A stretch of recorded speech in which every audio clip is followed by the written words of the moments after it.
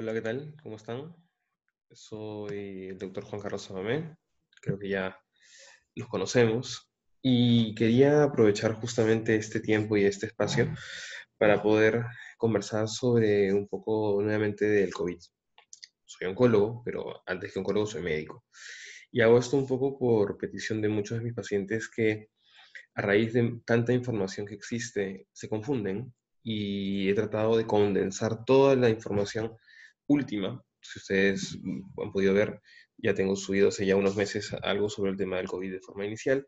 Entonces lo que quisiera hacer ahora es hablar de las últimas situaciones, porque en estos meses que han pasado desde la pandemia, de esos 200 días, obviamente entendemos mucho mejor al COVID. No del todo, pero lo entendemos mejor. Y esto lo he tratado de poner en esta presentación. Entonces, sin más, ¿por qué hablamos de 200 días? Porque el 7 de enero fue el momento en que nos dimos cuenta que estábamos ante una situación totalmente diferente, un virus totalmente novedoso. De hecho, de ahí el nombre inicial de 2019, nCoV, de nuevo coronavirus. Después ya vino el tema y el término, descubrimos que era el SARS-CoV-2 y luego la patología que produce, que es el COVID-19. Vamos a hablar un poquito de estos tópicos. Vamos a ir hablando, a revisar un poco de la última evidencia que está apareciendo en toda la parte científica. Y datos también reales y fidedignos. Empezamos primero con lo real y lo que entendemos y sabemos y tenemos que hablar nuevamente, a pesar de que ya lo conocemos, que es el tema de las mascarillas y la distancia social. Está comprobado que el uso de mascarillas y el tema de la distancia social nos ayuda para poder evitar contagiarnos de este virus. ¿Ok? Ese es un artículo que salió el mes pasado y que dice que el tema de tener menos de 1 metro de distancia nos da un 13% de posibilidades de contagiarnos, mientras si tienes 1 metro a más, esto baja casi a un 2%. Definitivamente es un dato importante. Si tú tienes mascarilla, la posibilidad de tener algún tipo de contagio es casi de un 3%, si no tienes un 18%. Y obviamente si tienes una protección facial, esto puede disminuir, o protección ocular, menos de 5.5. Hablando de otra manera y poniéndolo de otro modo, podemos ver que si tienes una distancia menos de 1 metro, tienes casi un 90% de posibilidades, y si no hay ningún tipo de protección, o hay una mascarilla mal colocada, entonces tienes casi un 90% de posibilidades de poder contagiarte. Si tienes una mascarilla y estás ante un paciente que es asintomático o que tiene el virus y que está contagiando, disminuye un 70%, si tú tienes un escudo facial a un 5%, y acuérdense el por qué usamos las mascarillas. Las mascarillas no las usamos solamente nosotros para poder protegernos, que también nos ayuda. Las usamos porque nosotros, la mascarilla impide que el que la porta contagie. El uso de la mascarilla está diseñado para que yo, si estoy enfermo, no contagie al resto. Es una cuestión de respeto, que ya la cultura oriental en Japón lo hacía. La cultura Nikkei lo hacía y nosotros un poco lo veíamos antes como una especie de dato curioso y hoy en día vemos de que esto netamente es una cuestión de respeto hacia la otra persona, porque si yo tengo algún problema de salud, la mascarilla, si yo la porto, va a impedir que yo me contagie poquito, sobre todo las N95, que son las médicas, las mascarillas medicalizadas que solamente se recomiendan para ambientes hospitalarios y personal de salud, pero para cualquiera de nosotros las mascarillas, las simples, las quirúrgicas o inclusive las de 3 capas de tela nos pueden ayudar definitivamente, pero insisto, están diseñadas para que yo minimice mi posibilidad de contagio, porque yo al hablar estoy emitiendo gotitas, y ni qué decirte si yo toso o estornudo.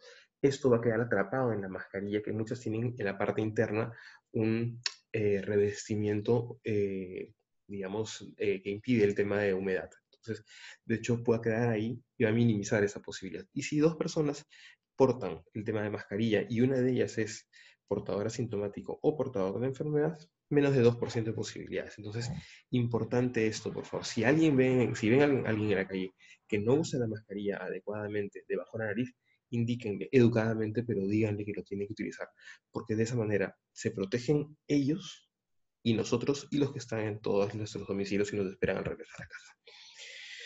Lo importante es un estudio de hace unos años, de 5 años, en el cual hablaba de el uso de mascarillas de tela versus mascarillas medicalizadas en población de trabajadores hospitalarios. Esto se realizó hace ya unos años. Y claro, es lógico, ¿no? En una parte hospitalaria claramente se necesitan mascarillas, no solamente las medicalizadas, sino inclusive las N95, que son las más, o las FFP2. Eso es netamente para una población. No veo significa que las mascarillas de tela no es que sean malas, simplemente que si tú te vas a ir a un hospital y tú eres trabajador de hospital, tienes una mascarilla de tela, no te va a ayudar. Otro lado, tenemos aquí un estudio que se realizó en Massachusetts y vemos por fechas, inicios de marzo y a partir de la quincena de abril más o menos, y hablamos de periodos pre-mascarilla y luego del uso de mascarilla universal.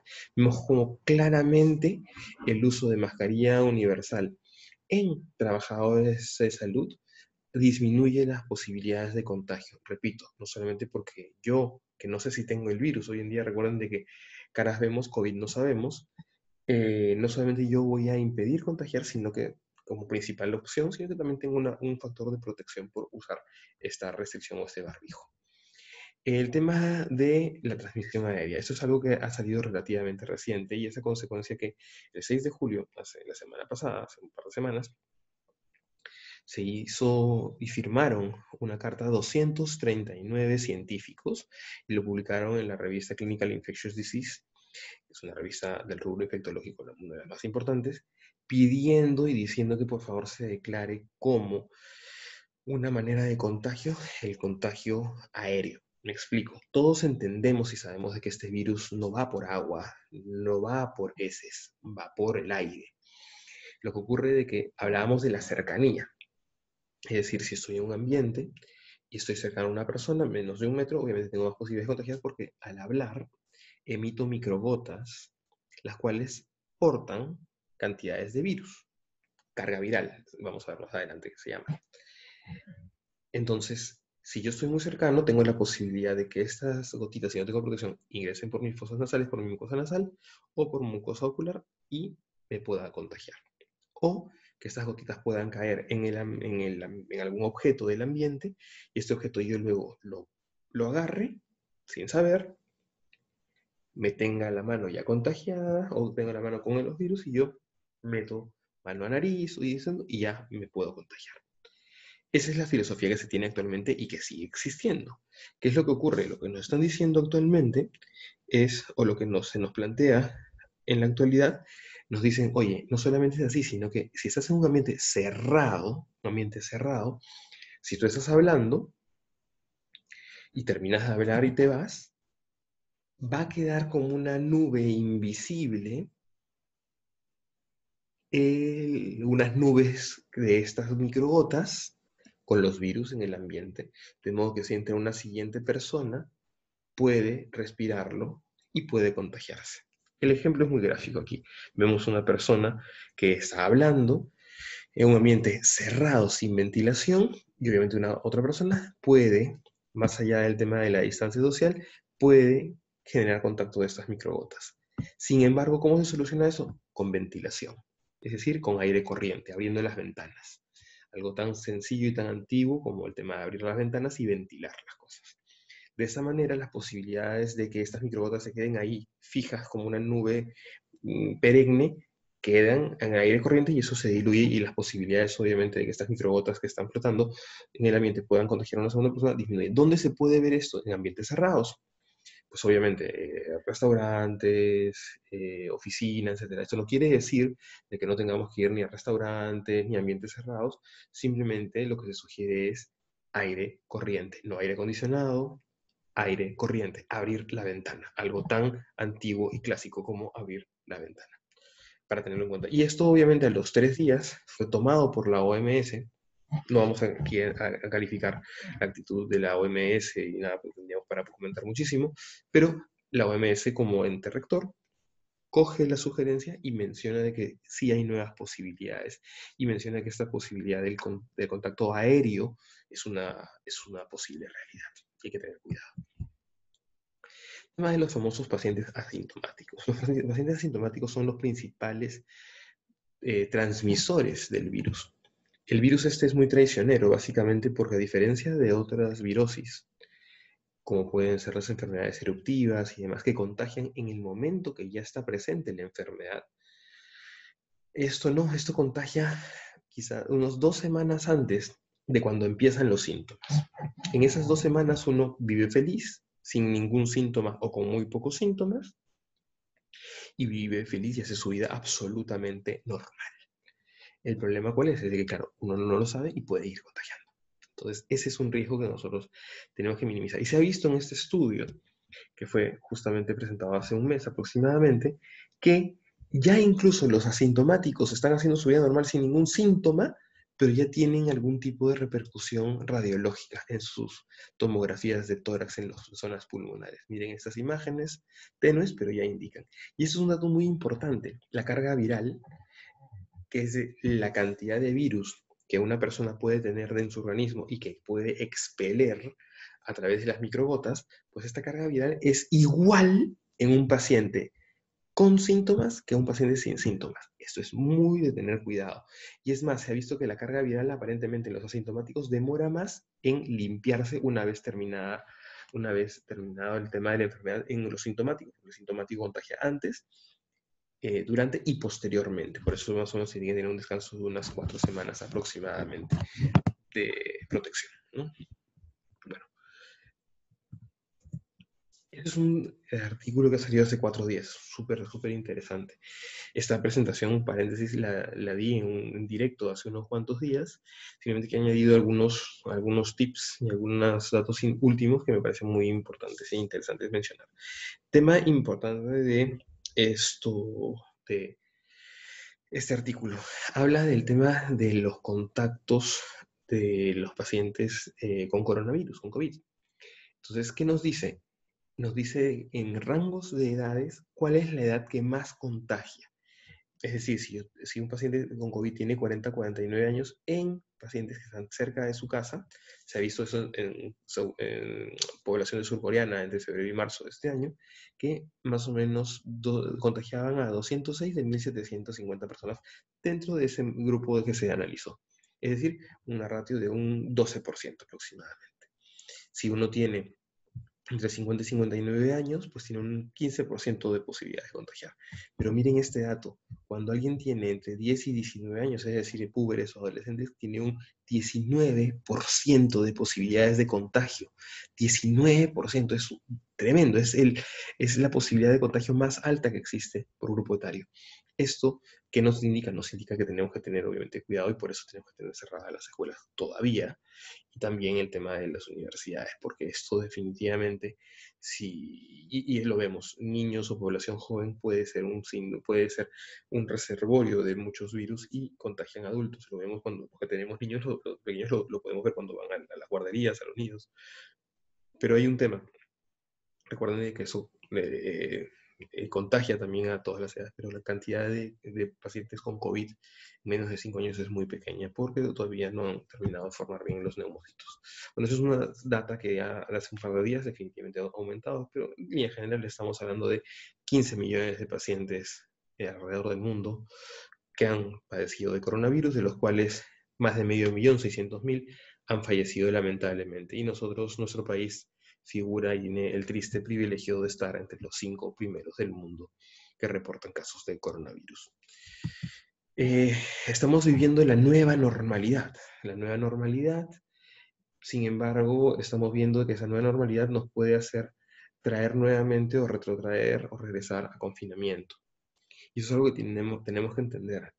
El confinamiento tan rígido que hemos vivido en estos 3, 4 meses ha tenido un motivo de ser. Ha tenido el motivo de que si no nos encerrábamos, y más aún en poblaciones como la nuestra, que tiene ciertas peculiaridades socioeconómicas, hubiéramos tenido en el Perú el cuádruple de pacientes y hubiéramos literalmente destruido todo el sistema sanitario público y privado porque no había manera para poder contener toda la cantidad de pacientes y por ende de muertes, que de por sí ya vamos en debe porque estamos en subregistro.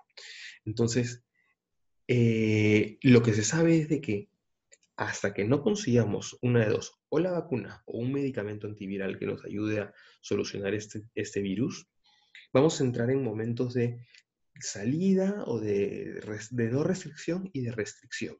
Y vamos a ir jugando con esto dependiendo de las cifras que vayamos reportando en el sistema de salud. Por eso es importante ver la cronología de cifras de nuevos casos, cómo van esas curvas. No nos sorprenda que en los próximos 6 meses tengamos en algunos países, o incluso en nuestro país, en Perú, tengamos que regresar a restricciones de cuarentena, en teoría, por distritos, por regiones o inclusive generales, porque es la única manera que tenemos por ahora de poder contener la propagación de este virus que tiene gran cantidad de contagios. Se calcula que más o menos en el aire libre, digamos, cada paciente puede incluso llegar a contagiar, no en ambientes cerrados como veíamos en el artículo anterior, sino en el aire libre a 3 o 4 personas, y esto es una cantidad bastante importante. De hecho, Europa, que fue uno de los primeros lugares donde, fuera de China, padecieron el tema del COVID, ya están habiendo lugares donde están nuevamente entrando en cuarentena. Europa nos lleva unos 3 meses más o menos de adelanto, entonces si vemos, nos reflejamos en ese ejemplo, tenemos que tener mucho cuidado nosotros. Dice el viejo refrán de que si ves a las barbas de tu vecino recortar, pon las tuyas a remojar, y eso tenemos que hacer. Lleida, una de las ciudades de Cataluña, una de las regiones de Cataluña a la cual quiero muchísimo, viví ahí durante muchos años, 5 años, está entrando en confinamiento. La Generalitat, es decir, la Municipalidad de Barcelona, está recomendando salir del domicilio solamente para lo estrictamente necesario. Están en verano ellos, y ellos obviamente tenido, pues, ahora con esto están inclusive sin usar mascarillas, y están en verano, yendo a los chiringuitos, yendo a las fiestitas, y esto se tiene que parar, y se está yendo de parar porque están habiendo nuevos rebrotes, y eso es una realidad. Si vemos el mapa europeo, y esto es más o menos de aproximadamente la semana pasada, vemos de que la zona de Cataluña es una zona donde está bastante en rojo, tenemos zonas de Escandinavia, zonas de Inglaterra, y este mapa va a seguir en aumento. Si vemos Estados Unidos, ni qué decir, es otra historia, pero por ejemplo vemos la zona del sur de Estados Unidos, la zona de Florida, que prácticamente tenemos pacientes y casos que están muy, muy al alza. Nosotros analizamos Estados Unidos con cifras del fin de semana, vemos de que los nuevos casos, miren, en el mes de mayo, en junio disminuyeron, pero miren cuántos nuevos casos se están reportando en el último mes de julio. Es casi el doble, el doble. Y lugares y estados que están en alza, Florida, Luisiana, Carolina del Sur, miren esta cifra. Nueva York pasó muy fuertemente el tema de COVID alrededor de abril y mayo. Tuvieron una tasa muy fuerte, pero disminuyeron muchos de sus casos. Pero miren Florida, que la pasó muy bien, y ahora Florida está duplicando lo que se veía en Estados Unidos. Esto es un tema muy, muy, muy preocupante, y es porque la gente lo está pasando como en verano y piensa que no pasa absolutamente nada. De hecho, también están un poco cansados por todo esto, pero no podemos bajar la guardia. Y esto pasa en nuestro país. En nuestro país, bueno, se juntan fenómenos de informalidad y demás, y vemos esto en el día a día, en el transporte público, que así usemos los escudos faciales, hay que tener mucho cuidado. Podemos desplazarnos en bicicleta, en fin, hay algunas otras alternativas. Quien tiene que desplazar, tenemos que desplazarnos algunos en transporte público, no queda otra alternativa, pero tenemos que cuidarnos. El tema en el aeropuerto, ni qué decir, o sea, en fin, esto tenemos que evitar. Esto es contagio sí o sí, y contagio seguro. ¿Por qué? Porque finalmente este gráfico me parece muy cierto, ¿no? La mayoría de personas, casi el 80% de personas que padecen COVID no van a fallecer, van a hacer un cuadro un poco gripal un poco más fuerte, pero finalmente no van a tener ningún tipo de complicación. Y eso ocurre también en población joven. Entonces uno puede salir a trabajar y decir, oye, a mí no me pasa nada, yo salgo a correr, salgo a pasear a mi perro, vida normal, ya me cansé de estar encerrado, correcto. Pero regresamos a casa, que recordemos de que en cuarentena siguen todavía las personas mayores de 64 años. En casa tenemos a nuestros padres, a nuestros abuelos, a nuestros tíos, y nosotros podemos ser los que contagiemos a ellos. Miren lo paradójico. Entonces, tengamos cuidado, pensemos de que cada uno de nosotros no solamente tiene que protegerse a uno, sino también a los que están en casa, dentro de casa. Piensa el doble si el fin de semana quieres ir a visitar a tus padres. Ahora ya no hay ninguna restricción, los domingos se puede salir, pero piénsalo bien, porque quizás esa demostración de afecto, que todos la quisiéramos tener, pueda terminar generando un daño mayor. Esa viñeta me parece súper gráfica. Datos de Perú, bueno, también de hace un par de días, vemos que tenemos casi 350.000 casos, más de 13.000 fallecidos, y estamos con una tasa de letalidad bastante importante, y esto es lo que yo les quería mostrar. Nosotros llegamos a tener una meseta aproximadamente a finales de junio. Acuérdense que cuando uno tiene un caso, significa que 15 días antes se contagió aproximadamente. Entonces, en junio vimos de que sí, habíamos estado logrando datos importantes, pero ya a inicios de julio, es decir, en la segunda quincena de junio, cuando ya se empezaron a relajar mucho y ya prácticamente estamos en cuarentena ficticia porque nadie la cumplía, miren cómo empezaron a subir los casos en el mes de julio. Y miren ahora, en la segunda quincena de julio, en los últimos días, lo que estamos viendo es desde inicios de julio, cuando vimos esas fotos de las aglomeraciones, los casos están volviendo a subir casi como a niveles inclusive de marzo, o de abril o de mayo. Se habla en algún estudio casi un 45% de población peruana ha tenido algún paciente en contacto con COVID o paciente con COVID. Estamos hablando de casi la mitad de población peruana. Eso es demasiada cantidad de gente. Para analizarlo, bueno, se han hecho simposios y podríamos hablarlo muchísimo, pero tratamos de hablar netamente de términos de salud pública. Y, bueno, podríamos hablar también de la repercusión económica, pero ciñámonos al tema de salud. Ese es un muy buen artículo que salió también la semana pasada y hablaba del flujo, de cómo los casos a nivel del mundo han ido variando depende de cada una de las regiones.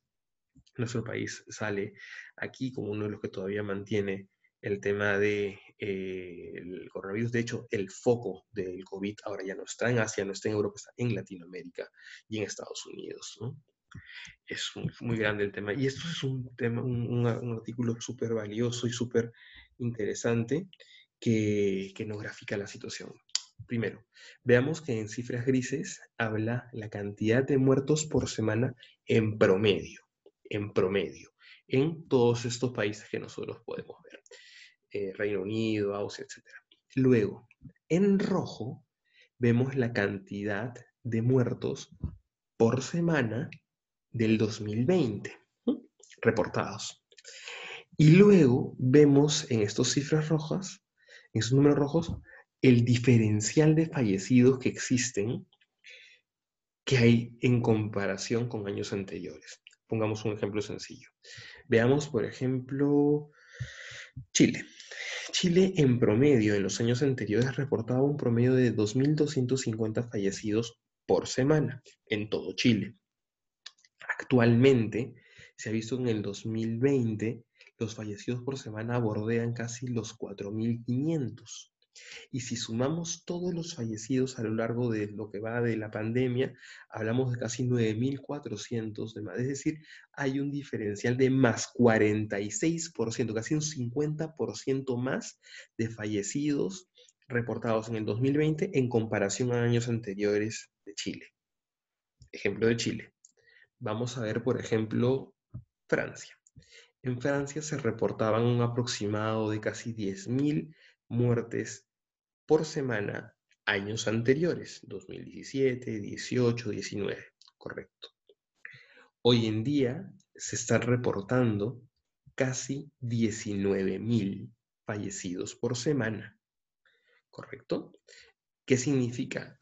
De que esto de aquí, este más diferencial que existe, hablamos de casi en todo lo que va de la pandemia, hay más de 25.000 muertos de más que nos están indicando más, casi un 30% más de fallecidos. Si nosotros vemos nuestro país, en nuestro país se ha reportado un promedio de casi 3.000 fallecidos por semana años anteriores. Actualmente estamos alrededor de 6.000, más o menos, aproximadamente. Pero a lo que va hoy es esta cifra tan espeluznante que es que en lo que va del año, si uno ve los registros oficiales de SINADEF, hablan de casi 40.000 muertes. 40.000 muertes, es decir, un más 150% que no estamos quizás registrando, no estamos viendo por lo que sea. No se registra. Y no solamente lo de Lima, acuérdense que el Perú tiene zonas geográficas muy difíciles de llegar, y esto es lo que quizás no estamos viendo, pero sin embargo sí está registrado, porque cada fallecido tiene que tener un certificado de función y esto queda registrado. Así póngase la causa que fuera, queda registrado. Esto vemos, este diferencial. Somos el país en el mundo que más casos tiene en teoría de fallecidos subregistrados. En fin, si lo vemos por ciudades, Lima. 289% más que en comparación a años anteriores. Esto es muy fuerte, esto es muy, muy, muy complejo de decir. Esto es lo que les decía, ¿no? El tema de que esto vamos a tener que ir manejándolo, porque si sube la cantidad de fallecidos y a su vez también la cantidad de casos nuevos que lo estamos viendo, pues vamos a tener que entrar nuevamente en periodos de restricción. Y no va, en fin, sé que la economía también va de la mano, pero salud, economía, eso es una discusión que en otro momento se tendrá, pero lo que es cierto es que quizás en algún momento de esos próximos 6 meses tengamos que regresar a recluirnos. Bueno, el testing, entendemos de que lo principal es las pruebas moleculares, que se toman hisopado nasal y orofaringio, son las más exactas, también son las más caras. Ahora mismo se está viendo la manera de que en un mismo tiempo se corran más pruebas rápidas, eso sería una mejor manera para abaratar también un poco de costos. Y tenemos las pruebas rápidas, que inclusive en otros países como en Rusia te las venden en la farmacia con paquetitos como si fuera un test de embarazo. Tú te la puedes hacer sin ningún tipo de problema. Carga viral y dosis infectante. En carga viral, ¿qué significa la carga viral? La carga viral es el número de partículas virales que uno expele, que uno saca por medio de orofaringio o nariz, que finalmente son los lugares donde uno más contagia, o más se encuentra el virus, la carga viral, y que uno puede expeler. Entonces, ese es un término que es importante tener en cuenta. Y luego la dosis infectante mínima. Es decir, es la cantidad o la mínima cantidad de virus que puede entrar en nuestro cuerpo y nos puede generar una enfermedad. Nos puede generar COVID, básicamente. Si nos entran unas 2 partículas, pues no pasa nada, pero si entran 10, por poner un ejemplo, ya pueden generar en nosotros el tema de COVID. ¿Qué ocurre? Que cuando tienes un paciente de más edad, con más enfermedades, que está más postrado, va a necesitar menos cantidad de virus para hacer más enfermedad. Una persona sana quizás necesita mucha más cantidad de virus para poder generar COVID, pero sin embargo el virus queda en uno y se convierte en portador asintomático. ¿Correcto? Y muchas veces los portadores asintomáticos nunca hacen la enfermedad y simplemente lo portan, lo llevan. Esa es la diferencia. ¿Por qué es importante el tema de la carga viral?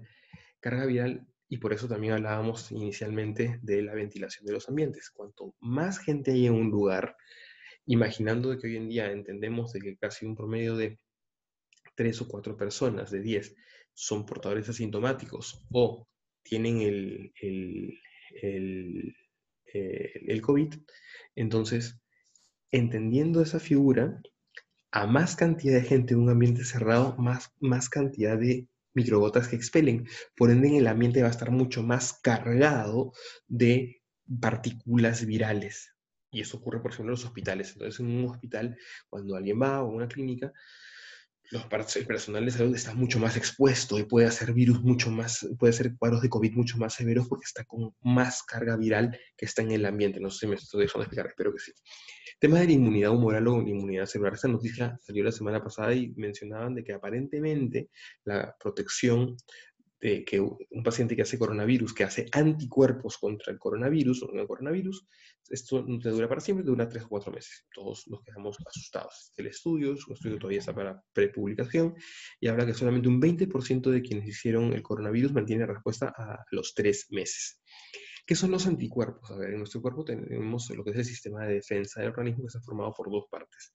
La inmunidad celular, que son, como decirte, los soldados, y la inmunidad humoral, que serían las armas de fuego. ¿Okay? Tenemos los dos que trabajan de forma asociada.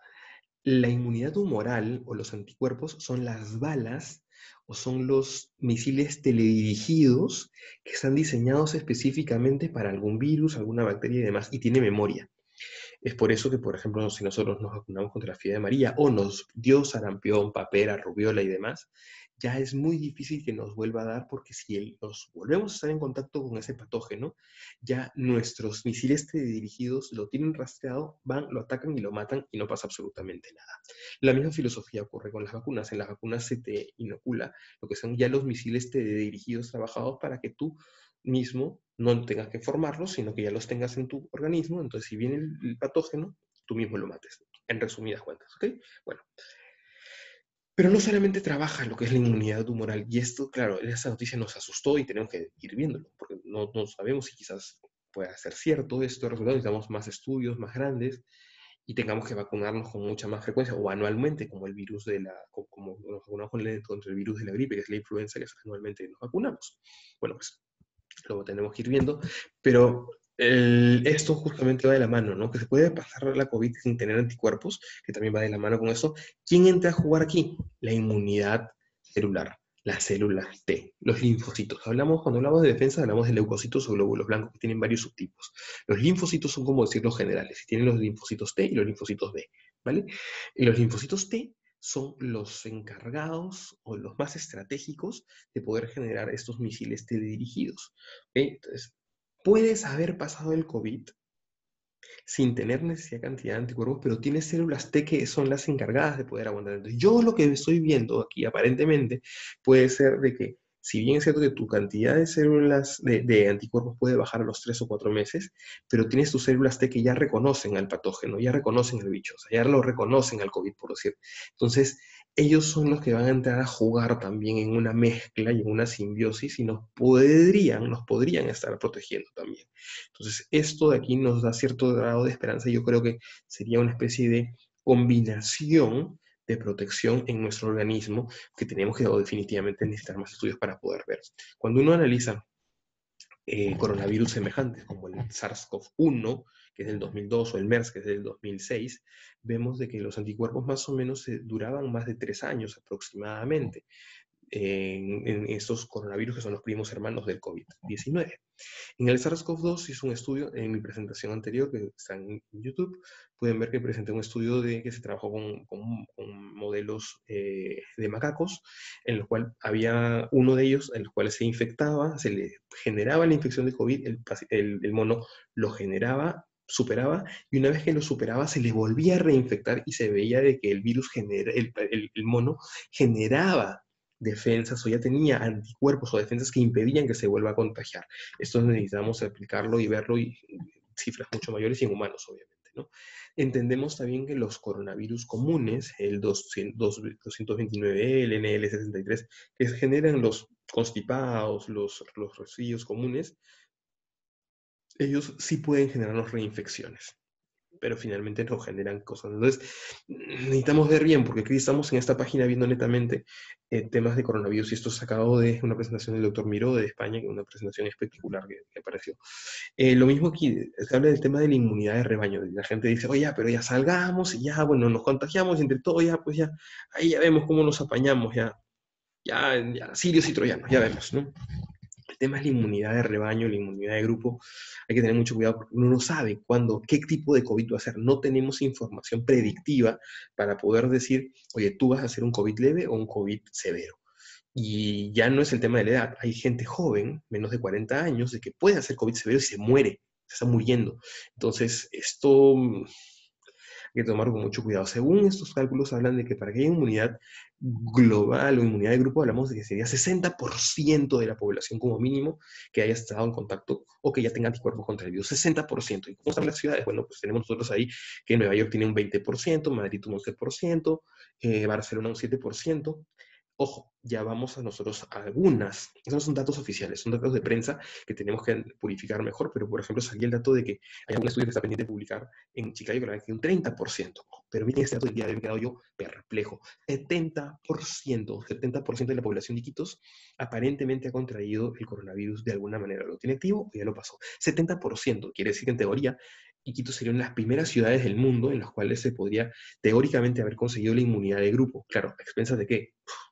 Casos y de fallecidos a raudales, lamentablemente. Esto está pendiente de publicar, pero salió el día de hoy. Es un tema que me parece bastante interesante para poder ver. ¿Cómo podemos predecir? Como les decía, bueno, tenemos algunos predictores, como es el tema de la hipoxemia. La hipoxemia es el nivel de saturación de oxígeno en sangre, se mide por estos pulsoxímetros, estas maquinitas que se ponen en el dedo, y es un estudio realizado en población peruana con grupo peruano de investigadores del Hospital Cayetano Heredia. Tengo el privilegio de trabajar con algunos de ellos en la parte privada. Firmantes Fernando Mejía, un infectólogo muy, muy renombrado, Germán Málaga, un gran internista, y ellos dicen de que si el paciente te llega a la emergencia de un primer momento y tiene una saturación de oxígeno que es alrededor de menos de un 90%, este paciente va a tener un mal pronóstico, va a tener un COVID severo. Y eso se correlaciona con índice de mortalidad. Y tiene razón. básicamente tienen razón en los estudios que se han puesto. Otro indicador o biomarcador es el tema de la cantidad de glucosa o de la hiperglicemia en pacientes no diabéticos que llegan a la emergencia, pacientes que tienen picos de hiperglicemia, cuando llegan a la emergencia sin ser diabéticos, pues tienen más riesgo de fallecimiento, aparentemente. Entrando ya al tema actual, o algunas cosas que se están viendo ahora con respecto a la predisposición genética, se han analizado casi 1980, casi 2000 pacientes entre población italiana y española, y se dijo que okay, esta gente vamos a sacarle un análisis genético de cada uno de ellos y vamos a ver qué patrón se repite y si hay algún patrón que nos pueda predecir el tema de una predisposición genética, y existe, está ubicado en el cromosoma 3, en el locus 3p21.31, que nos dice de que aparentemente ahí estos pacientes que tienen una variante en este tipo de cromosoma pueden tener una predisposición mayor a generar coronavirus. Y para hacerlo más loco todavía, aparentemente este factor es una herencia de nuestro ADN neandertal. Bueno, sí. Nosotros sabemos que somos los Homo sapiens sapiens y venimos de una combinación antropológica de varias subespecies humanas de hace miles de años, pues eso parece que es una herencia de nuestro ADN neandertal. Y para también ponerlo de una manera más fácil y más aterrizable, aparentemente las personas que tienen grupo sanguíneo A, B, tienen más riesgo de padecer el coronavirus que las personas que tienen grupo sanguíneo O universal. Son datos que se van poniendo, se van publicando. Aparentemente también el tema de la ubicación geográfica y el tema de la temperatura o de la estacionalidad.